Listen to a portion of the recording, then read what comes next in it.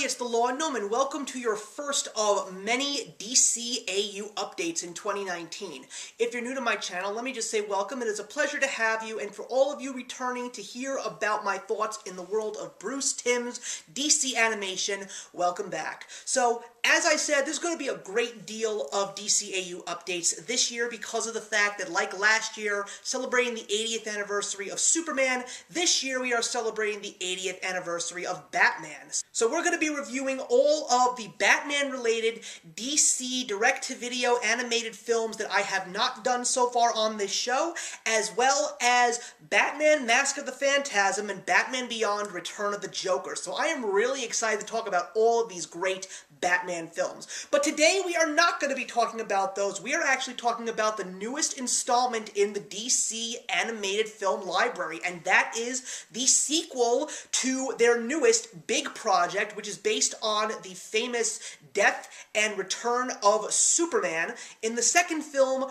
Reign of the Supermen. So this is the start of a brand new chapter in this film library, especially, much to my dismay, that they are no longer selling these films directly in just DVD format. So basically, if you are a completionist like myself and you got pissed off when they stopped selling the 2-disc special edition DVDs, now they're not selling them in just DVD anymore. Now you have to buy the Blu-rays. So of course, I gave in and I picked it up. But of course, I was very excited because I was very happy with what we got with the very first chapter of this 2-part film saga. I loved how they took the graphic novels and really gave us the epitome of that story, but at the same time, really making it their original continuation in their DC 52 film universe that they have been doing ever since the Flashpoint Paradox. And this time around, we get even more of those exact same elements. We get, of course, the 4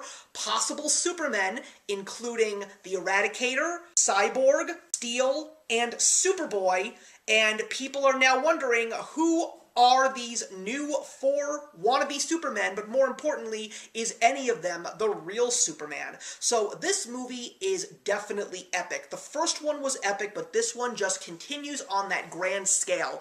But this one is definitely sort of like the Kill Bill Volume 2 to its Kill Bill Volume 1 in Death of Superman, as there is a lot more dialogue and a lot more plot, and not as much in-your-face action as we got in the first installment of this 2-part film series, although there is still a great deal of awesome action.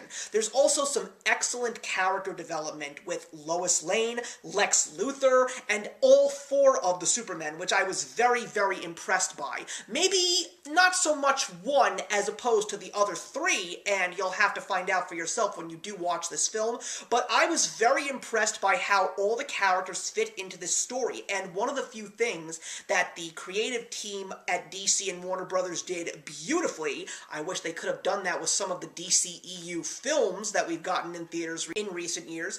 There were so many new characters and so many different plots in this film, and they really paced them all perfectly, gave each of these stories the exact amount of screen time that they needed, and all the plot points met at the very end at the climax in full circle, and when the movie comes to an end, you cannot help but be more than satisfied when this 2-part film series comes to a close. The voice acting is fantastic. I mean, of course, you got Jerry O'Connell and Rebecca Romaine voicing Superman and Lois Lane. You also have Rainn Wilson doing a fantastic job as Lex Luthor, probably someone that can really go toe-to-toe with Clancy Brown. I mean, Clancy Brown is my Lex Luthor, but there has been so many other attempts to try and do Lex Luthor in these animated films, and I think that Rainn Wilson is the best yet.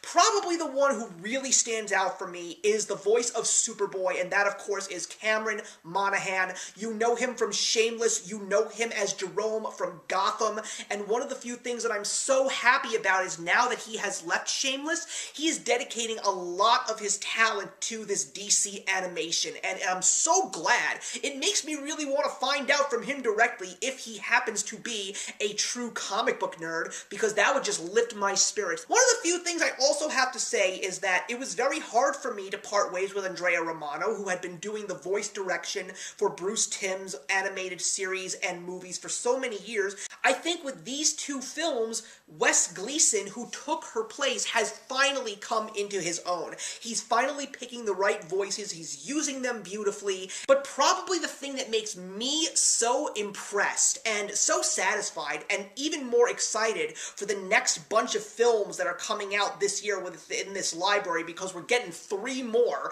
I don't think we've ever gotten 4 in 1 year, but the fact that they added to this story to coincide with their New 52 DC universe that they've been doing ever since Flashpoint Paradox. They took a lot of the lore that followed the death of Superman and reign of the Supermen until Superman finally returned in the comics. I mean, if you didn't know that, where have you been? Even someone who has never read a comic book in their lives knows that this actually happened.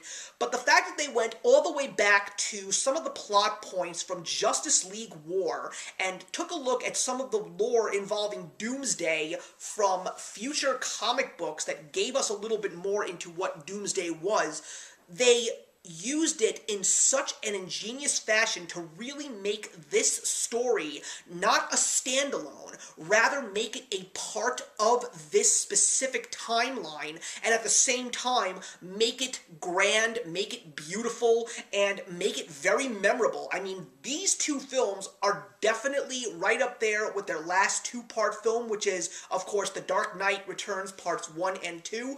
I would love to see more of these kinds of packages come, because there are so many great stories in the DC comic universe that need to be told in more than just one film. And even with that, you get a post-credit scene which is so fantastic and quite surprising. It really makes me curious as to what is going to be next in this timeline, because we're not going to be getting any more from this timeline, looks like, for the rest of the year, because the next film is Justice League versus the Fatal Five, and that is going to be based on Bruce Timm's classic DC animation, and he's even going to be producing this one, so I'm really excited to see him come back, especially after a subpar Batman and Harley Quinn. And then we've got an excellent Batman story in Batman Hush, and finally a new Wonder Woman story called Wonder Woman Bloodline. So I don't know when the next installment of this New 52 DC Universe storyline is going to happen, but I hope that it will happen soon,